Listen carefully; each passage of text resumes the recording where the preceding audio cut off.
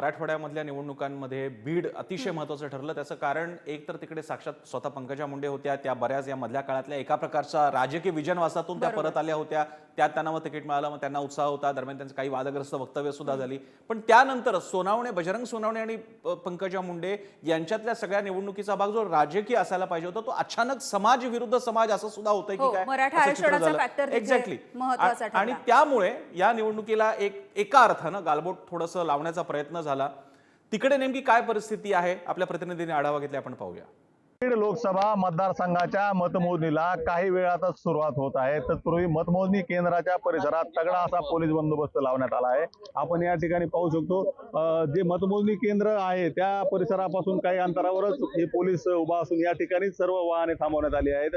या ठिकाणी पार्किंगसाठी देखील सोय करण्यात आली असून शासकीय कर्मचारी अधिकारी जे मतमोजणीसाठी जाणार आहेत त्यांची देखील वाहने ही या ठिकाणी थांबवण्यात आली असून एजंट्स जे आहेत त्यांना आता या ठिकाणाहून पायी जावे लागत आहे।